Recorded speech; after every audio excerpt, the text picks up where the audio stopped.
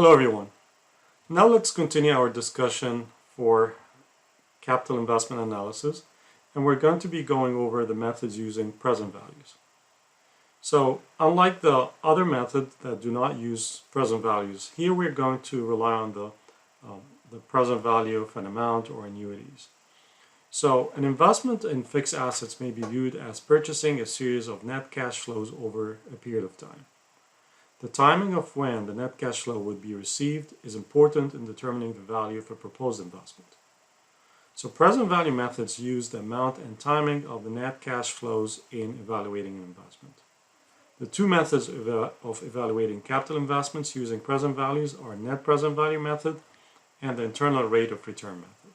So in this video I'll start with the present value method. In the next video we're going to be going over the internal rate of return method. So both the net present value and the internal rate of return methods use the following two present value concepts, which is present value of an amount and present value of an annuity. What is meant by an annuity? It's equal amounts that are paid on a regular basis, typically every month or every year. So let's assume that we have a $1 to invest, and the period to be invested is 3 years and the interest rate is 12%. So that would give us like some kind of idea of how we calculate the present value of $1 of an amount. So after 1 year, the $1 earns interest of 12 cents. So we get the dollar multiplied by 12%, which is what's given to us. So that's going to be 12 cents. And therefore we grow to $1.12. In the second year, the $1.12 earns another 12% interest, so it's going to be 13.4 cents, which is 1.12 multiplied by 12%. And thus would grow to 1.254. So we can think about it as 1.12 multiplied by, or $1.12 multiplied by 1.2, or 1.12, or 1.12. So this process of interest is called compounding interest or simply compounding. So you can see here that we started with $1. Next year is going to start to increase by 12 cents. But the following year it's not just going to start increase by 12 cents. It's going to increase by 12.124. And then the following year it's going to be even more. And this is why, because we're receiving interest on the interest. So we're receiving interest on the principal plus interest on the interest that we received last year. So that's why we call it compounded interest. So $1 multiplied by 1.12. In the second year it's $1.12 multiplied by $1 multiplied by 1.12 or 1.12. And in the third year it's 1.254 multiplied by 1.12 or 1.12. And it's going to go to 1.44. It's not like 12 cents constant every year. It's actually more than that. It's actually reached 40 cents, 0.4, because of the compounding interest. So on January 1st, year 1, what is the present value of $1.44 to be received on December 31, year 3? The answer can be determined with the aid of a present value of one table. So if you go to the appendix, the first appendix in the textbook, they have the present value and future value tables, and we have present value for dollar and present value for annuities. We're just going to go to the present value of $1 table, and we can look for the factors. However, in the chapter, in the textbook, there's also a partial table that we're going to see in the next slide that indicates that the present value for dollar to be received in 3 years with earning compounded at a rate of 12% per year is 0.712. We call that the factor. Okay, so this is the factor that we're going to be using. So the present value is equal to $1. How we calculate it? We got the $1.44 multiplied by this factor, or the present value factor from $1 to be received in 3 years, and it's going to be 0.712. How we got this number? There are different ways. We can use financial calculators, we can use websites, or simply we can go to this table. So this table usually have a column for the year, and on the x-axis here we have the percentages or the interest rates. So we got the 12% for 3 years, and that's the factor here is 0.712. And that's the value that we multiplied by 1.404 to return it back to a dollar. So the present value of this amount after 3 years at 12% interest is a dollar. So remember, the present value is usually a lower amount compared to a future value because of the interest. So what we've done here is that we are receiving $0.404. We want to bring it back to today. We want to get its present value. So the present value is usually lower than the future value. So we take the $0.404 multiplied by the factor that we just got from the table, which is 0.712, to get the present value of this amount. There's also the present value of an annuity. And the word annuity, again, it's fixed payments that you're going to be receiving over a period of time. So an annuity is a series of equal net cash flows at fixed time intervals. The present value of an annuity is the amount of cash needed today to yield a series of equal net cash flows at fixed time intervals in the future. So the present value of a $100 annuity for 5 years at 12% could be determined by using the present value factors in the future exhibit, or in Exhibit 2, which shows the present value of annuities.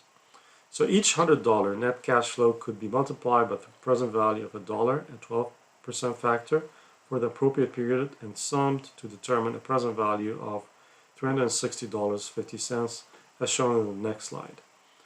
So using a present value of an annuity table is a simpler method, and we're going to see like a partial table of the present value of annuity in the future slides. So here we're just doing it like a basic way, relying on the present value of $1, but we are repeating it like several times. So here you see like we're receiving $100 in year 1, $100 in year 2, and 3 and 4 and 5 and so on. We're going to get the present value for each one of these.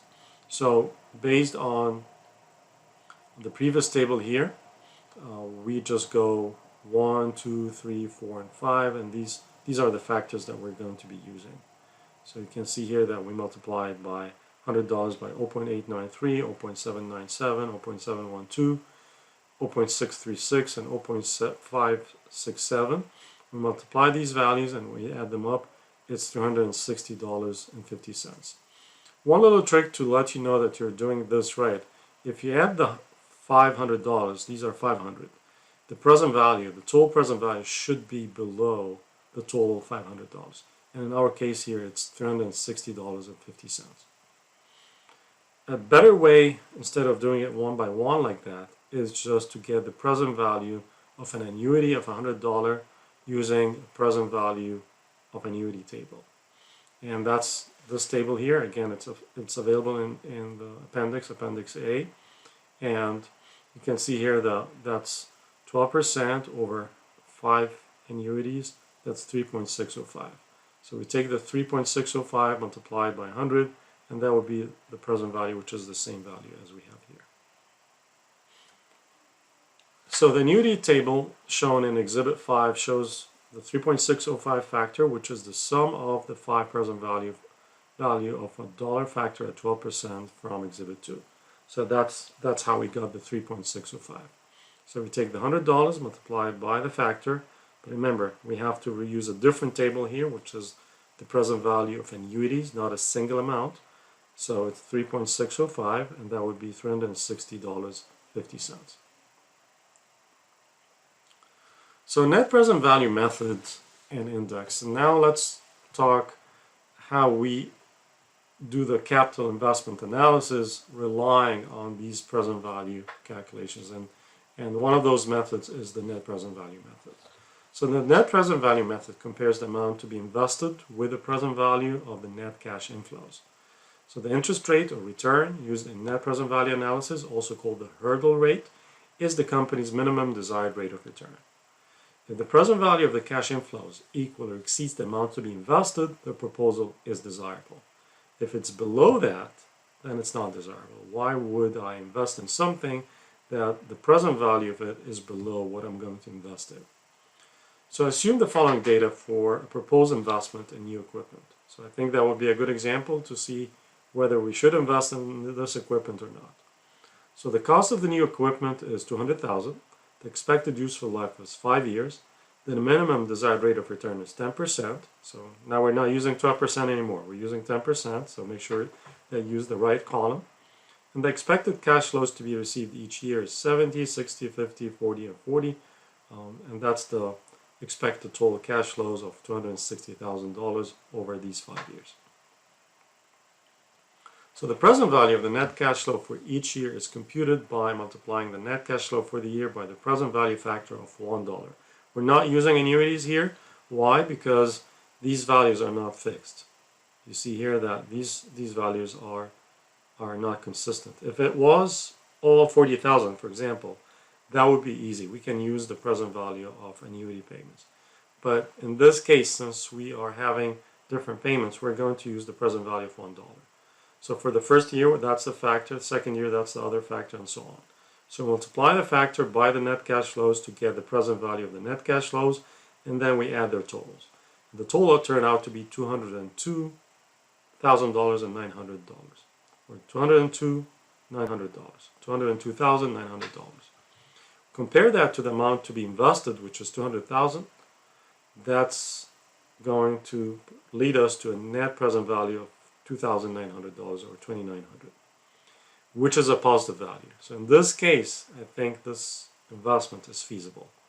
So the preceding computation are also graphically illustrated in this slide here, where we got the present value of each of these future payments, and we get the total of $202,900 compared to the $200,000. That's a negative value because that's out-of-pocket, the initial out-of-pocket payment. So that led to a net present value of $2,900. So the net present value of $2,900 or $2,900 indicates that the purchase of the new equipment is expected to recover the investment and provide even more than the minimum rate of return of 10%. Therefore, the purchase of the new equipment is desirable, or in other words, it's feasible. The net present value method has a few advantages. It considers the cash flows of the investment. It considers the time value of money, which is something that we ignored in the methods that do not rely on present value methods. It can rank projects with equal lives using the present value index. So we'll see it briefly in the next slide how this can be done. The net present value also has some disadvantages. One of those is that it has more complex computation than the method that do not use present value. And we've seen like there's more calculations that are needed. Not like rocket science calculations or anything, but it's more calculations.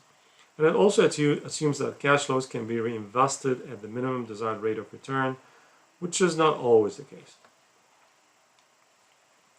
So what is the present value index? When capital investment funds are limited and the proposals involve different investments, a ranking of the proposals can be prepared by using a present value index. So we get the total present value of the net cash flow, which we just calculated in our previous example here, to be $202,000 or $202,900, and then we divide it by the amount to be invested, which is the $200,000. If the present value index is above 1, then this is a feasible investment. If it's below 1, then it's not very feasible. In our case here, the present value index turned out to be 1.0145, so I think it's a feasible investment.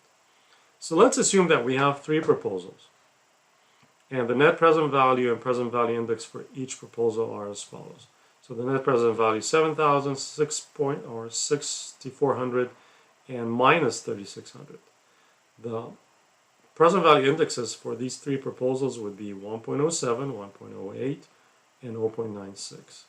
So even though proposal B has a lower net present value, but compared to the amount of present value, like the cash flow invested, I think this has a higher return or higher index. And of course, if it's below 1, this is not feasible. So a project will have a present value index greater than 1 when the net present value is positive, as is the case of proposal A and B. A and B here you have positive present value, or yeah, they have a positive income. When the net present value is negative, the present value index would be less than 1, as is the case of proposal C. So of course in this case I think proposal B would be the most profitable, but if you're looking in terms of dollar values and you're ignoring how much you're investing, then maybe proposal A would be the most the highest in terms of dollar values. Alright, so now let's stop here. In the next video we're going to be talking about the internal rate of return.